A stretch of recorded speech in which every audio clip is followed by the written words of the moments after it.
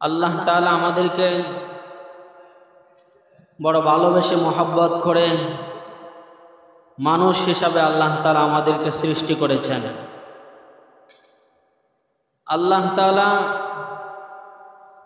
তামাম পৃথিবীতে যত মাখলুক আল্লাহ তাআলা সৃষ্টি করেছেন তার মধ্য থেকে সবচেয়ে শ্রেষ্ঠ মাখলুক হলো, সবচেয়ে শ্রেষ্ঠ সৃষ্টি হলো মানুষ। আল্লাহ তাআলা আমাদেরকে সবচেয়ে শ্রেষ্ঠ সৃষ্টি হিসাবে মানুষ বানিয়েছেন। শুধু তাই না, আল্লাহ তাআলা আমাদেরকে শ্রেষ্ঠ মানুষ এজন্যই বানিয়েছেন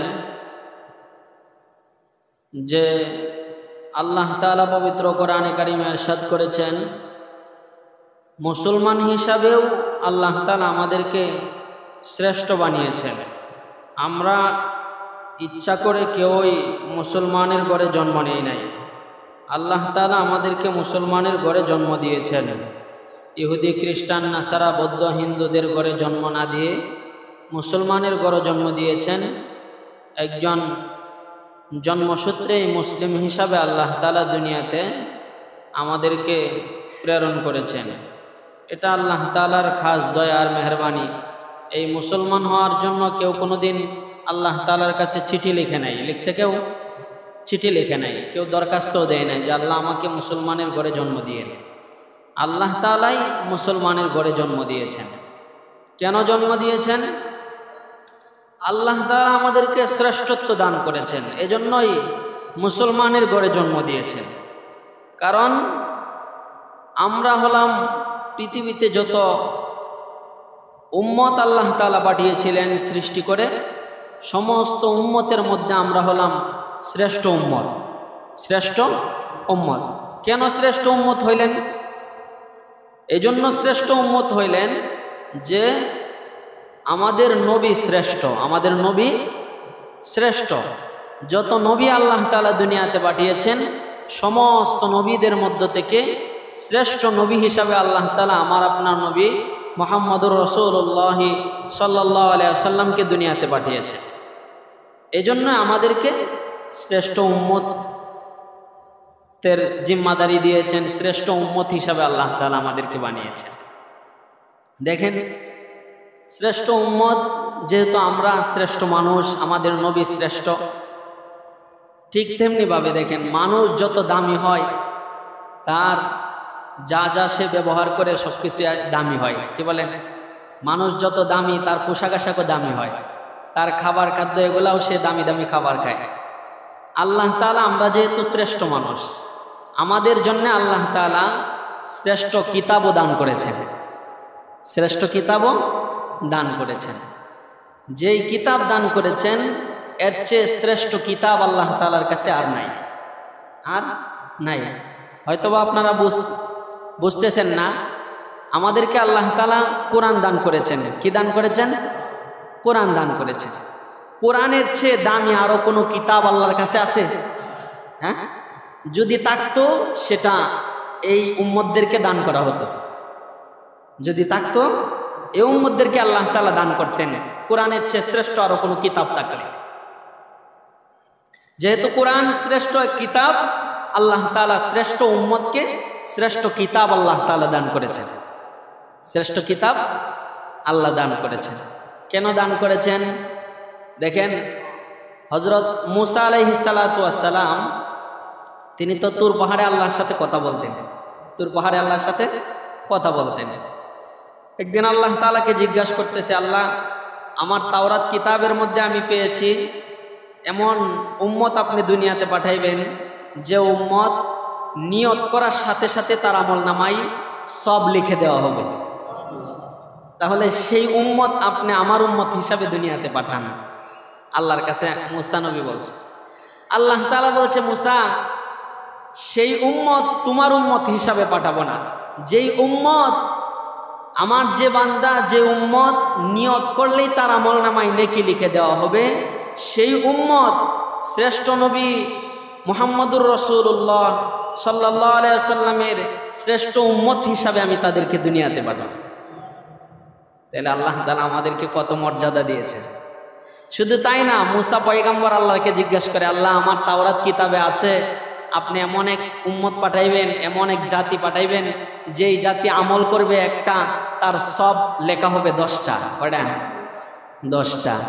সেই উম্মতগুলো আপনি আমার উম্মত হিসাবে পাঠান। আল্লাহ তাআলা বলেছেন, মুসা না, সেই উম্মতগুলো শেষ নবীর উম্মত হিসাবে আমি আল্লাহ তাআলা দুনিয়াতে পাঠাবো। আল্লাহ তাআলা আমাদেরকে মর্যাদা দেন।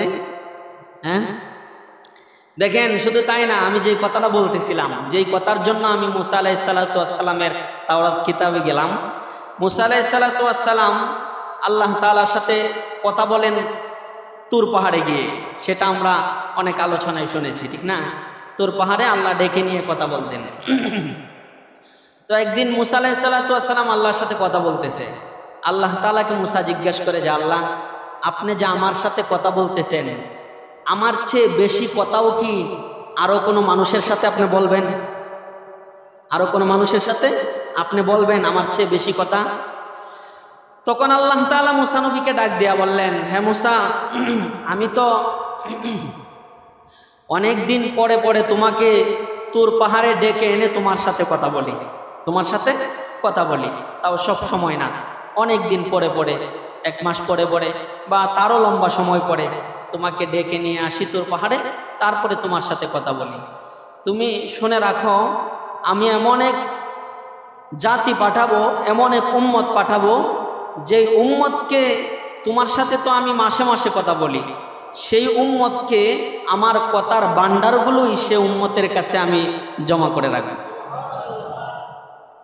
সুবহানাল্লাহ জোরে কইলে যদি বাজারতে শুনে আলা, বাজারের মানুষ শুনলে গুনাহ হবে না? তো আস্তে কোন লাগবো, ঠিক না? জোরে কইলে তো বাজারের মানুষ শুনবো। নামাজ শেষ করে গেলে জিগাইবো এত জোরে সুবহানাল্লাহ কইলেন কে, ঠিক না? আল্লাহ তাআলা মুসা নবীকে বললেন যে, হে মুসা, আমার সেই উম্মতদেরকে, আমার সেই বান্দাদেরকে আমি আমার কথার ভান্ডারগুলোই তাদের কাছে রেখে দিব। আল্লাহ কি পরিমাণ কথা বলবে, কি ভান্ডার? আল্লাহ তাআলার কথার ভান্ডার। আমাদেরকে আল্লাহ তাআলা শ্রেষ্ঠ কিতাব কোরআন দান করেছে। যখন বান্দা পড়ে আলিফ লাম মিম যালিকাল কিতাবু লা রাইবা ফীহি হুদাল লিল মুত্তাকিন, এখান থেকে শুরু করে বান্দা যখন কোরআনে কারিমের শেষ সূরা সূরাতুন নাস, কুল আউযু বিরাব্বিন নাস মালিকিন নাস, এই পর্যন্ত পড়ে বান্দা যতবার কোরআনে কারিমের তেলাওয়াত করতে থাকবে, ততবার আল্লাহ তাআলার সাথে বান্দার কথা হয়ে যাবে। বান্দা যদি 1 ঘন্টার ভিতরে, বান্দা যদি 40 মিনিট সময় আল্লাহর সাথে কোরআনে কারিমের তেলাওয়াতের মধ্য দিয়ে কথা বলে, বান্দা যদি সারা দিনের ভিতরে 5 বার 10 বার কোরআনে কারিমের তেলাওয়াত করে, আল্লাহ তাআলা বলেন আমার বান্দা যতবার আমার কালাম কোরআনে পাক খুলে তেলাওয়াত শুরু করে দিবে, আমার বান্দার সাথে ততবার আমি আল্লাহ তাআলার সাথে কথা হবে। 1 সেকেন্ডের জন্য নেটওয়ার্কেরও সমস্যা হবে না, নেটওয়ার্কেরও সমস্যা হবে না। বান্দা যত কোরআন পড়বে ততই আল্লাহর সাথে কথা হবে। মুসা নবী কথা বলেছিল কতক্ষণ, কতদিন পর পর? 1 মাস পর পর কথা বলেছিল আল্লাহর সাথে। আর শ্রেষ্ঠ এক নবীর উম্মত, শ্রেষ্ঠ মানুষ আমাদেরকে আল্লাহ তাআলা বানিয়েছেন। যদি কোরআন পড়ি, যত পড়ব ততই কথা হবে আল্লাহর সাথে। শ্রেষ্ঠত্ব দিয়েছেন কিনা? আরো শ্রেষ্ঠত্ব দিয়েছেন। আমরা ইতিমধ্যে বিভিন্ন ওয়াজ মাহফিলে বিভিন্ন বয়ানও শুনেছি, পিতামাতার সন্তুষ্টি যদি কেউ অর্জন করতে পারে, আল্লাহ তাআলা ওই ব্যক্তিকে জান্নাত দান করবেন। পিতামাতার পায়ের নিচে সন্তানের জান্নাত, সন্তানের বেহেশত, এরকম ওয়াজ আমরা শুনেছি। তখন পিতামাতার পায়ের নিচে সন্তানের জান্নাত আল্লাহ তাআলা নির্ধারণ করে দিবেন যখন নাকি এই উম্মত বিশ্বনবীর উম্মত হিসাবে পরিগণিত হবে। তখন পিতামাতার পায়ের নিচে সন্তানের জান্নাত হবে যখন আপনি নবীর উম্মত হতে পারবেন। আর মদিনা থেকে নবী যদি বলে আপনি নবীর উম্মত না, তাহলে আপনার পায়ের নিচে আপনার সন্তানের জান্নাত না। এই সুযোগ আল্লাহ তাআলা কেন দিয়েছেন? নবীর শেষ উম্মত, শ্রেষ্ঠ উম্মত আপনি হয়েছেন বিদায়। পিতামাতার চেহারার দিকে তাকালে একটা কবুল হজের সব পাওয়া যায়, তখন পাওয়া যাবে যখন আপনি সঠিক উম্মত নবীজির হবেন, তখন বাবা মার দিকে তাকালে কবুল হজের সব পাওয়া যাবে। আগে তো উম্মত বনতে হবে, আগে তো উম্মত হতে হবে নবীজির। এই জন্য নবীজি বলেছেন, লা ইউমিনু আহাদুকুম হাত্তা আকুনা আহাব্বা ইলাইহি মিন ওয়ালিদিহি ওয়া ওয়ালাদিহি ওয়ান নাসি আজমাইন। নবীজির উম্মত হতে হলে চারটা স্তরের কথা বলেছেন। নবীজির উম্মত যদি কেউ দাবি করে, কি পরিমাণ নবীজিকে মহব্বত করতে হবে, ভালোবাসতে হবে বলেন? কতটুকু ভালোবাসতে হবে নবীজির উম্মত হতে হলে? নিজের জীবনের চেয়েও বেশি, নিজের জীবনের চেয়েও বেশি। নবীজি বলেছেন, নিজের পিতামাতার চেয়েও যদি বেশি ভালোবাসা কোনো ব্যক্তি তার নবীকে না করে, ততক্ষণ সে মুমিন হতে পারবে না। এই কথাটা কেন বলেছেন দেখেন, পিতামাতার পায়ের নিচে আপনার জান্নাত কখন হবে? যখন আপনি আপনার পিতামাতার চেয়ে বেশি মহব্বত করবেন নবীজিকে। বেশি মহব্বত যখন করবেন নবীজিকে আপনার বাবা মার চেয়ে, তখন আপনি পরিপূর্ণ উম্মত, নবীজি বলেছে। দ্বিতীয় স্তরের কথা বলেছে, আপনি যদি আপনার সন্তান সন্ততির চেয়ে বেশি মহব্বত করেন নবীজিকে, তখন আপনি মুমিন। তৃতীয় নাম্বার অপশনে নবীজি বলেছেন, আপনি যদি দুনিয়াতে যত আত্মীয় স্বজন আছে, যত কিছু আছে, যত বন্ধু বান্ধব আছে, যত ভাই বেরাদ আছে, সবার চেয়ে বেশি মহব্বত নবীজির আপনার দিলের ভিতরে থাকতে হবে। দুনিয়াতে যত সৃষ্টি আছে সব কিছুর তুলনায় নবীজির মহব্বত আপনার দিলে বেশি থাকতে হবে, তখন আপনি মুমিন, তখন আপনি মুমিন। কারণ নবীজিকে তো আল্লাহ তাআলা শ্রেষ্ঠ মানুষ হিসাবে, শ্রেষ্ঠ নবী হিসাবে আল্লাহ তাআলা দুনিয়াতে পাঠিয়েছেন। নবীজির চেয়ে শ্রেষ্ঠ নবী পৃথিবীতে আরো আছে না আরো আসবে? হ্যাঁ, যত নবী আল্লাহ তাআলা পাঠিয়েছেন, সকল নবীদের মধ্যে আল্লাহ তাআলা আমাদের নবীকে শ্রেষ্ঠ বানিয়ে পাঠাইছে। কত শ্রেষ্ঠ আল্লাহ তাআলা বলেছেন, অরফানা লাকা যিকরাক, আমি আমার নবীকে দুনিয়াতে যা কিছু সৃষ্টি করেছি সব কিছুর ঊর্ধ্বে আমি আল্লাহ তাআলা আমার নবীজিকে রেখে দিয়েছি। তুমি যদি জমিনের দিকে তাকাও, জমিন আমি আল্লাহ তাআলা বানিয়েছি, কিন্তু এই জমিনের ভিতরেও আমি আল্লাহ তাআলা আমার নবীজিকে শ্রেষ্ঠত্ব দান করেছি। আসমান আমি আল্লাহ বানিয়েছি, আসমানের ভিতরে আমার নবীজিকে শ্রেষ্ঠত্ব মর্যাদা দিয়েছি। আমি আল্লাহ তাআলা 7 আসমান বানাইছি, সমস্ত আসমানের তুলনায় আমার নবীজিকে শ্রেষ্ঠত্বের মর্যাদা দিয়েছি। যত সৃষ্টি আছে, যত মাখলুক আছে, সমস্ত মাখলুকের মধ্য থেকে আমি আল্লাহ তাআলা আমার নবীজিকে শ্রেষ্ঠত্বের মর্যাদা দিয়ে রেখে দিয়েছি। তিনি হলেন নবী যার মর্যাদা সবার উপরে, যার মর্যাদা কি সবার উপরে, যার মর্যাদা। এমন একজন নবী তিনি, যার জিকির, যার আলোচনা পৃথিবীতে সবচেয়ে বেশি হয়। পৃথিবীতে যত প্রসিদ্ধ কিতাব আছে, যত প্রসিদ্ধ মানুষের জীবনী আছে, যত জীবনী মানুষের পৃথিবীতে লিপিবদ্ধ হয়েছে, যত নবীরা পৃথিবীতে এসেছিলেন, যত মনীষীরা পৃথিবীতে এসেছে, যত বড় বড় মানুষ আল্লাহ তাআলা পৃথিবীতে বানিয়ে পাঠিয়েছেন, সমস্ত মানুষের জীবনী নিয়ে যতটুকু আলোচনা হয়েছে, আমার আপনার নবীর জীবনী নিয়ে তার চেয়ে বেশি আলোচনা হয়েছে। আপনি যেখানে হাত দিবেন সেখানেই আমার আপনার নবীজির আলোচনা আছে। আপনি যদি আজানের মধ্যে তাকায়া দেখেন, আজানের মধ্যে আমার আপনার নবীজির নাম আছে। আপনি যদি নামাজের দিকে তাকান, আমার আপনার নবীজির নাম ছাড়া আপনার নামাজই হবে না। আপনি যদি আপনার ইবাদত বন্দেগীতে তাকান, আমার আপনার নবীজির নাম ছাড়া আপনার ইবাদত পরিপূর্ণ হবে না। আপনি যদি শ্রেষ্ঠত্বের যে কোনো প্রতীকের দিকে তাকান, আমার আপনার নবীজির শ্রেষ্ঠত্ব ছাড়া সেই প্রতীক কখনো পরিপূর্ণ হতে পারে না। আমার আপনার নবীজিকে ছাড়া আল্লাহ তাআলা এই দুনিয়াকেই পরিপূর্ণ করেন নাই, এই দুনিয়াকেই পরিপূর্ণ করেন নাই নবীকে ছাড়া।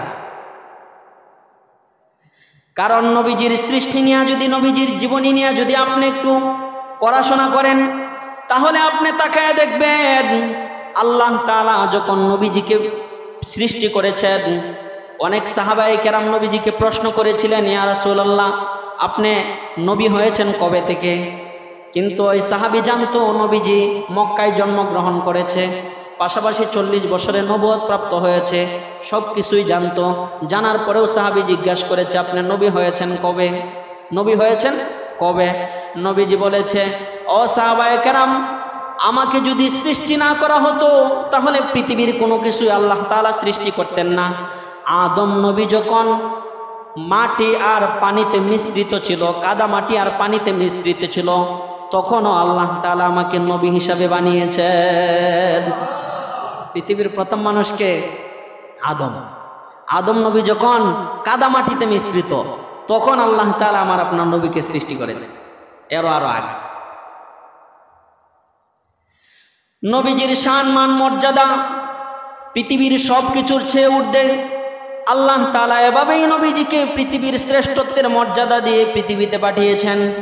আদম আলাইহিসসালাতু ওয়াসসালামের বডিটা আল্লাহ তাআলা তায়েফের জমিনে বানিয়েছিলেন। তায়েফের জমিনে আল্লাহ তাআলা আদম আলাইহিসসালাতু ওয়াসসালামের বডিটা মাটির আকৃতি দিয়ে তৈরি করেছেন। সেখান থেকে ফেরেশতাদের মাধ্যমে আরশে আজিমের নিচে রাখা হলো। এসে আরশে আজিমের নিচ থেকে আল্লাহ তাআলা ফেরেশতাদের মাধ্যমে আদম আলাইহিসসালাতু ওয়াসসালামের ভিতরে রূহ সঞ্চার করে তাকে জান্নাতে প্রবেশ করাইলেন। জান্নাতে যখন আদম আলাইহিসসালাতু ওয়াসসালাম বসবাস করতেছেন, এক পর্যায়ে আল্লাহ তাআলাকে একদিন জিজ্ঞাসা করে, আল্লাহ আপনাকে তো চিনি, আপনি আমাকে সৃষ্টি করেছেন, তাম পৃথিবী সৃষ্টি করেছেন, তবে আমি যত জায়গায় তাকাই তত জায়গায় আপনার নামের পাশে আরেকটা নাম দেখতে পাই, সেই লোকটাকে তো আমি চিনি না। আল্লাহ তাআলা আদম নবীকে জিজ্ঞাসা করে, আদম তুমি আমার নাম দেখতে পাও, সাথে সাথে আর কোথায়, কোন জায়গায় আর কোন নামটা দেখেছ?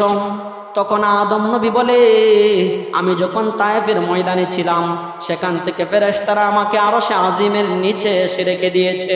সেখান থেকে আমি তাকিয়ে দেখেছিলাম আরশে আজিমের উপরে, আরশে আজিমের চতুর্পাশে আপনার নামের পাশে আরেকটা নাম লিপিবদ্ধ করা আছে, লেখা আছে লা ইলাহা ইল্লাল্লাহ, পাশেই লেখা আছে মুহাম্মাদুর রাসূলুল্লাহ। আমি যখন ফেরেশতারা আমাকে জান্নাতে নিয়ে আসলো, জান্নাতের দরজার উপরে লেখা আছে লা ইলাহা ইল্লাল্লাহ মুহাম্মাদুর রাসূলুল্লাহ। জান্নাতের প্রতিটা দেয়ালে দেয়ালে লেখা আছে লা ইলাহা ইল্লাল্লাহ মুহাম্মাদুর রাসূলুল্লাহ। শুধু তাই না, জান্নাতে যত ফেরেশতা আছে, আমাকে যেই ফেরেশতারা আমন্ত্রণ জানিয়ে জান্নাতে ঢুকিয়েছে, সমস্ত ফেরেশতাদের কপালের ভিতরেও লেখা ছিল লা ইলাহা ইল্লাল্লাহ মুহাম্মাদুর রাসূলুল্লাহ।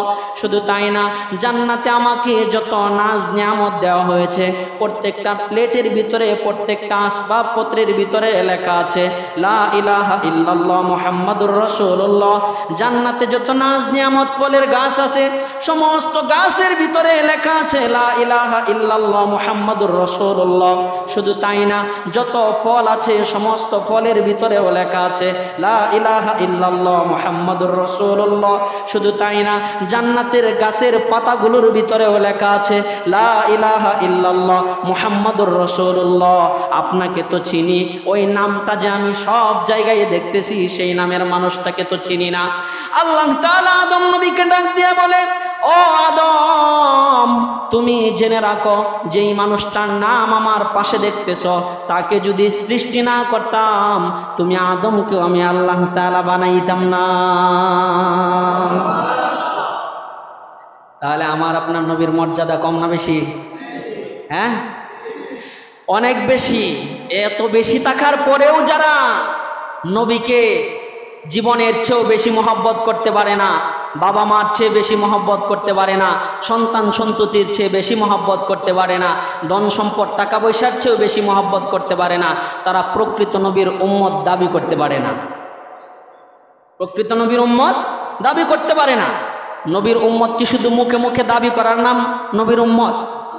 হ্যাঁ, যেই নবীর মর্যাদা অস্বীকার করার কোনো সুযোগ নাই, যেই নবীর মর্যাদা দিয়েছেন স্বয়ং আসমানের মালিক আল্লাহ, স্বয়ং আসমানের মালিক আল্লাহ।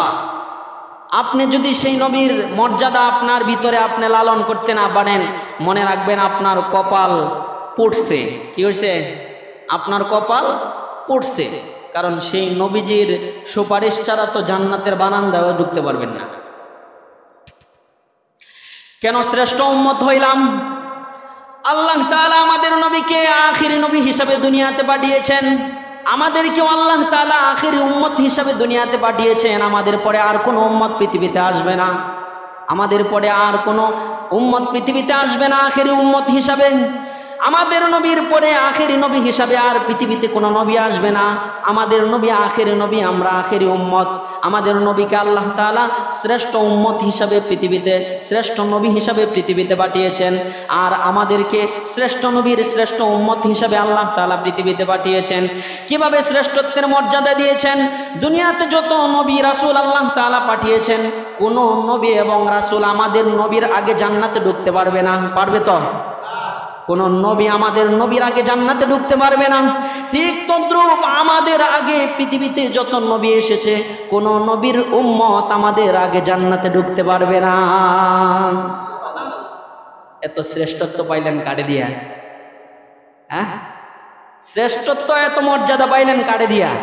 একটা কথা আছে না, যার উসিলায় সিন্নি খাইলাম মোল্লা চিনলা না। হ্যাঁ, যার উসিলায় আপনি এত দামি হয়েছেন, যার উসিলায় আপনি এত শ্রেষ্ঠত্বের মর্যাদা পেয়েছেন, যার উসিলায় কিয়ামতের ময়দানে আপনি শ্রেষ্ঠত্বের সনদ পেয়ে যাবেন, যার উসিলায় আপনি কিয়ামতের ময়দানে সুপারিশ পেয়ে আল্লাহর জান্নাতে চলে যাবেন, যার উসিলায় আপনি কিয়ামতের ময়দানে সুপারিশ গ্রহণ করে ফুলসিরাতের ফুল বিদ্যুতের নেই, বিদ্যুতের চমকির নেই পার হয়ে যাবেন, যার উসিলায় আপনার হিসাব নিকাশ সহজ হয়ে যাবে, যার সুপারিশে আপনার জান্নাত জাহান্নাম নির্ধারিত হবে, সেই নবীকে যদি আপনি না চিনেন, আপনার চেয়ে হতভাগা আর কে হতে পারে? কি বলেন? আপনার চেয়ে হতভাগা আর কে আছে? কিন্তু সেই নবীর শ্রেষ্ঠত্ব কিভাবে দিবেন? শ্রেষ্ঠত্বের পরিচয় কিভাবে দিবেন? বছরে একদিন, বছরে একবার রবিউল আউয়াল মাসে নবীজির নামে সিন্নি খাইবেন আর মিছিল করবেন আর র্যালি বের করবেন।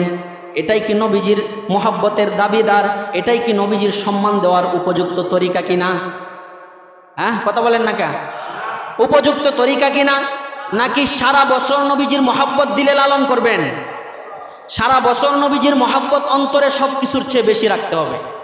সারা বছর নবীজির মহাব্বতে আপনার নবীজির সুন্নাহকে আঁকড়ে ধরতে হবে, নবীজির অনুসরণ অনুকরণ করতে হবে সারা বছর। বছরে এক মাস, বছরে এক মাসে প্রতিদিন যদি আপনি র্যালি বের করেন আর মিছিল বের করেন, আর যদি আপনি সবুজ পাগড়ি মাথায় দিয়া রাস্তায় হেঁটে হেঁটে নবীজির মহাব্বতের দাবি প্রকাশ করেন, আর যদি কাজের ক্ষেত্রে আপনার ভিতরে নবীজির সুন্নাহর আদর্শ না পাওয়া যায়, পশ্চিমকালেও আপনি প্রকৃত নবীজির মহাব্বতের দাবিদার হতে পারেন না। এজন্য আপনারা মনে করতে পারেন হুজুররা দেখি রবিউল আউয়াল মাসে কোনো মিছিল করে না, কোনো সিন্নির আয়োজন করে না, হুজুররা বুঝি ওয়াহাবি, এরা নবীজিরে মহব্বত করে না। আমরাও চ্যালেঞ্জ করে বলতে চাই, আমাদের চেয়ে নবীজিকে মহব্বত পৃথিবীতে আর কেউ করে না। সাহাবায়ে কেরামের পরে, তাবেঈদের পরে, তাবেঈদের পরে বর্তমান এই যুগে আমাদের চেয়ে বেশি মহব্বত নবীজিকে আর কেউ করে না। উদাহরণ দিলে খুব সহজেই বুঝবেন। নবীজির মহাব্বতে শরীরের ভিতরে জামা জড়িয়েছি, নবীজির মহাব্বতে দাড়ি রেখেছি, নবীজির মহাব্বতে টুপি পরেছি, পাগড়ি পরেছি, নবীজির মহাব্বতে সুন্নাহ আতর ব্যবহার করি, নবীজির মহাব্বতে দুপুরে খাওয়ার পরে খাইলুল্লাহ করি, নবীজির মহাব্বতে খাওয়ার পরে মিষ্টি খাওয়ার সুন্নতটাও পালন করি। আবার নবীজির মহাব্বতে নবীজিকে কেউ গালি দিলে জীবনটা বিলিয়ে দিয়ে তার প্রতিশোধ নেওয়ার জন্য মাঠে নেমে যায়। আপনারা তো শুধু নবীজির সুসময়ে মহাব্বত দাবি করেন, সুসময়ে মহাব্বত দাবি করেন। আপনার সামনে নবীজিকে কটূক্তি করলে আপনার জবান নড়ে না। আপনি এটাও মনে রাখেন, আপনার জবানে যে তালা দিয়েছেন, কিয়ামতের ময়দানেও তালা খোলার কোনো লোক পাবেন না। কিয়ামতের ময়দানে আপনার তালা খুলবে কে? এজন্য নবীজিকে পরিপূর্ণভাবে মহাব্বত করা শিখেন। শুধুমাত্র একদিন, শুধুমাত্র এক মাস মহব্বত করার নাম নবীজির মহব্বত প্রকাশ করা না। সাহাবায়ে কেরাম তাদের জিন্দেগির সারা জীবন প্রতিটা আমল, প্রতিটা কর্মকাণ্ডে নবীজির মহব্বত প্রকাশ করেছেন। আমরা যদি সত্যিকার নবীজিকে মহব্বত করতে চাই, সাহাবায়ে কেরামের আদর্শ ছাড়া, তাবেঈদের আদর্শ ছাড়া, তিন যুগের সোনালী যুগের মানুষের আদর্শ ছাড়া নতুন কোনো আদর্শে নবীজির পরিপূর্ণ মহব্বত প্রকাশ করা যাবে না। নবীজিকে মহব্বত করতে হলে সাহাবায়ে কেরামের তরিকা অনুযায়ী মহব্বত করতে হবে। যার সম্মান যেভাবে, তাকে সেভাবেই সম্মান দিতে হবে, সেভাবেই সম্মান দিতে হবে। আপনি নবীজি যদিও একদম সর্বশেষ পৃথিবীতে এসেছেন, কিন্তু নবীজিকে আল্লাহ তাআলা বানিয়েছেন সবার আগে, সবার আগে। উদাহরণ দিলে বুঝবেন, একটা মাহফিলে প্রধান অতিথি যিনি, প্রধান বক্তা যিনি, তিনি কি সবার আগে আসে না পরে আসে? হ্যাঁ, সবার পরে আসে। প্রধান অতিথি হিসাবে আল্লাহ তাআলা আমার আপনার নবীকে দুনিয়াতে পাঠিয়েছেন, এজন্য নবীজিকে সর্বশেষ পাঠিয়েছেন, কিন্তু সৃষ্টি করেছেন সকলের আগে, সকলের আগে সৃষ্টি করেছেন।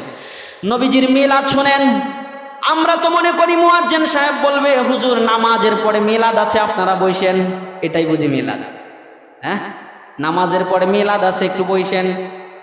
আমরা তো এখন এই শিক্ষায় শিক্ষিত হয়েছি, এটাই বুঝি সবচেয়ে শ্রেষ্ঠ মিলাদ। নামাজের পরে দোয়া আছে, এটার নাম দিয়েছি মিলাদ। কিন্তু মিলাদ শব্দের অর্থ গত জুমায় কি বলেছিলাম? জন্ম। কি জন্ম? জন্ম বৃত্তান্ত নিয়ে আলোচনা কি মিলাদ বলে। এখন আমরা তো ধরে নেই কি নামাজের পরে মিলাদ আছে, সবাই বসে। মিলাদ কি? মিলাদ কি? একটু সুর দিয়া পড়বো, আল্লাহুম্মা সাল্লি আলা, সুর দিয়া পড়বো, ইয়া নবী সালামু আলাইকে পড়বো। আপনারা মনে করেন যে হুজুরা বুঝি এগুলো পারে না। হ্যাঁ, আমরা যত সুন্দর করে পারি, ওরা এর চেয়ে অর্ধেক গুণ সুন্দর করে পারে না। আমরা যতটা সুন্দর করে পারি, এরা অর্ধেকও পারে না।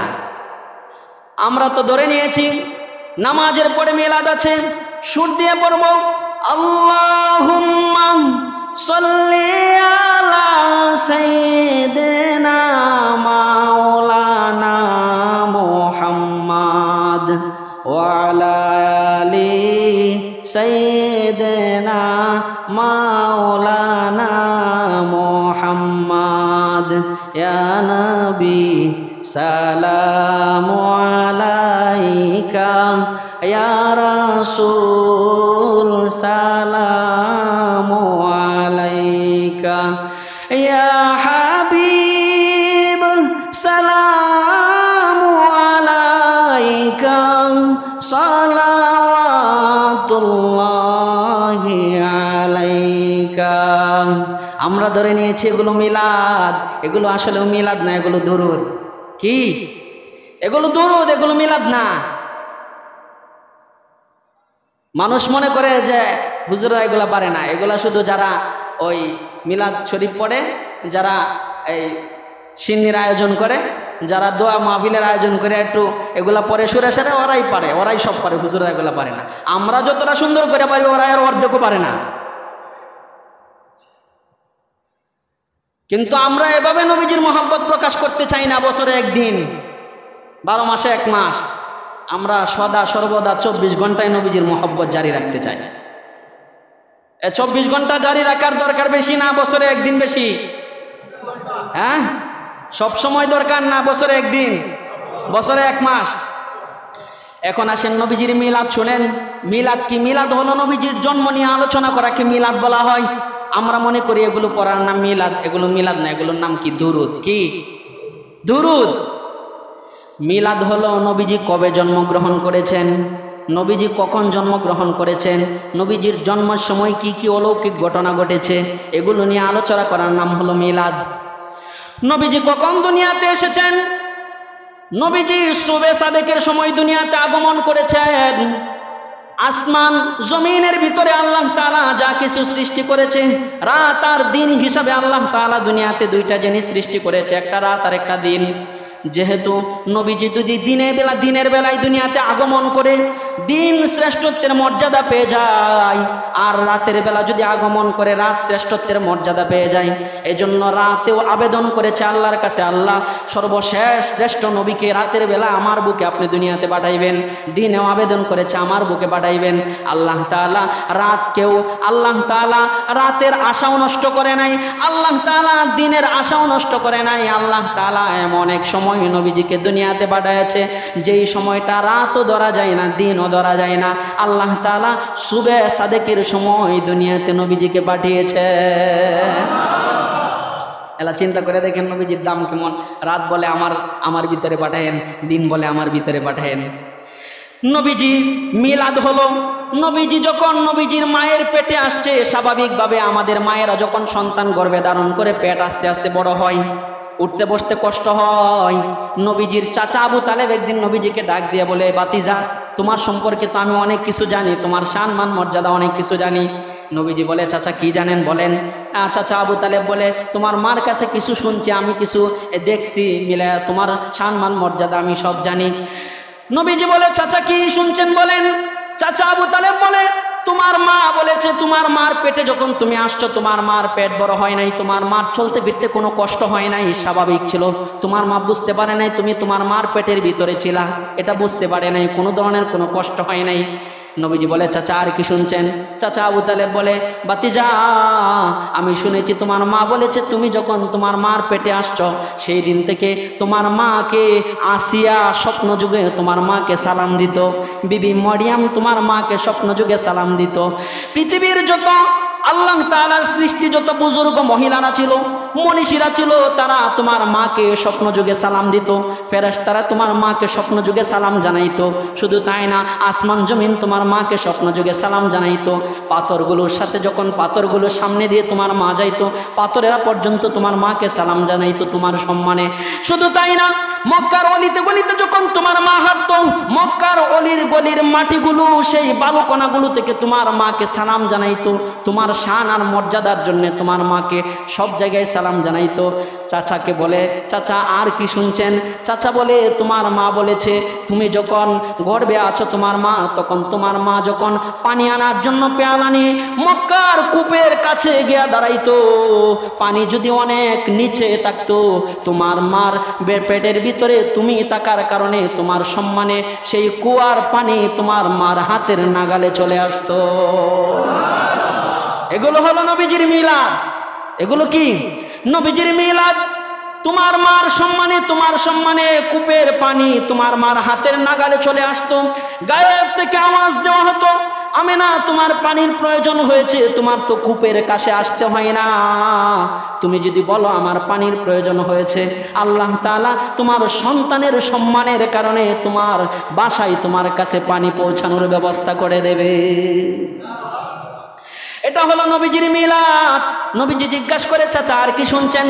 চাচা আবু তালেব বলে, বাতিজা আমার কাছে আমি শুনেছি তোমার মার কাছে যখন তোমার বাবা দুনিয়া থেকে চলে গিয়েছে, তোমার মার স্বামী নাই, তোমার বাবা নাই, তোমার স্বামী হারামা, যখন রাস্তা দিয়ে হাঁটতো রাস্তার মানুষেরা সুগন্ধির ঘ্রাণ পাইতো, আর মানুষেরা তোমার দাদার কাছে এসে বিচার দিত, কি ব্যাপার তোমার মরা পোলার বউ এত দামি দামি সুগন্ধি ব্যবহার করে রাস্তা দিয়ে হাঁটে কেন, বিচার দিত। তোমার দাদা তোমার মাকে ডেকে জিজ্ঞাসা করেছিল, ও আমেনা তোমার স্বামী মারা গেছে, এত দামি দামি পারফিউম এত দামি দামি সুগন্ধি ব্যবহার করে রাস্তায় হাঁটো কেন। মানুষেরা আমার কাছে বিচার দেয়। আমেনা ডেকে বলে, আব্বা আমি তো এত দামি দামি সুগন্ধি ব্যবহার করি না, আমি তো কোনো কিছুই ব্যবহার করি না। আপনার ছেলের সন্তান আমার গর্ভে যেদিন থেকে এসেছে সেদিন থেকে আমি যখন ঘর থেকে বের হই আমার পুরা শরীর থেকে মেশপ আঙ্গরের ঘ্রাণ সুঘ্রাণ বের হতে থাকে। শুধু তাই না, আম্মা জানা আমেনা বলে, তার শাশুড়ি বলতেছে, স্বামী আমার শুনেন, রাস্তা দিয়ে হাঁটলে তো ঘ্রাণ বের হয়। আমেনা যখন গোসলখানা যায়, গোসলখানা থেকে গোসল করে যখন চলে আসে, আমি যখন যাই গিয়ে আমি অনুমান করি, আমি ভাবি পুরাটা গোসলখানার ভিতরে মেশকে আম্বরের ঘ্রাণ ছড়িয়ে পড়েছে, মেশকে আম্বরের ঘ্রাণ প্রবাহিত হইতে থাকে। সেটা এই শিশু মুহাম্মদের বরকতে, পেটে থাকার বরকতে আল্লাহ তাআলা এই অলৌকিক মুজিজাগুলো প্রকাশ করেছিলেন। শুধু তাই না, চাচাকে বলে, চাচা আর কি শুনছেন। বাতিজা মুহাম্মদ বলে, চাচা আর কি শুনছেন। চাচা বলে, বাতিজা আরো শুনেছি, তোমার মা বলেছে তুমি যখন তোমার মায়ের গর্ভে এসেছ তখন তোমার মা যখন একা একা বসে থাকতো, ঘর থেকে বের হইতো, ঘর থেকে যখন বের হইতো অনেক রৌদ্রের কারণে মক্কার অলি গলি দিয়ে হাঁটা যায় না, মানুষ হাঁটতে পারে না। তোমার মা যখন বের হইতো সাথে সাথে মেঘমালাটা এসে তোমার মায়ের উপরে ছাতার মতো দাঁড়িয়ে যেত। এটি হয়ে গেল হইল নবীজির মিলাদ, নবীজির জন্মের আলোচনা। এখন আমরা কোনটারে বানাইছি। শুধু তাই না, চাচা আবু তালেব বলে, বাতিজা আরো শোনো, তোমার মা বলেছে তুমি যখন তোমার মায়ের গর্ভে এসেছ, তখন তোমার মা যখন এভাবে করে তোমার মা মক্কার অলিতে গলিতে দিয়ে হাঁটতো, মেঘমালা এসে তো তোমার মায়ের মাথার উপরে, তোমার মার মাথার উপরে ছাতা হিসাবে দাঁড়িয়ে যেত। এটা তো শুনছ। আরও শোনো, তোমার মা যখন তোমাকে গর্ভে ধারণ করে, তোমার মা যখন মক্কার অলিতে গলিতে হাঁটতো, তখন তোমার মার সামনে যে গাছপালা তরুলতা যা কিছু পড়তো, সেগুলো তোমার মাকে তোমার সম্মানে সালাম জানাইতো। এগুলা হলো নবীজির মিলাদ। নবীজির জীবনী নিয়ে যত আপনি পড়বেন, যত আপনি পড়াশোনা করবেন, স্টাডি করবেন, দেখবেন যে নবীজির জীবনের চেয়ে পৃথিবীতে আর কোনো মনীষী, কোনো শ্রেষ্ঠ মানুষের জীবনী হতে পারে না। এগুলা হলো নবীজির মিলাদ। এগুলা নিয়ে আমরা ইচ্ছা করেছি ধারাবাহিক এই মাস নবীজির জীবনী থেকে আলোচনা করব ইনশাআল্লাহ।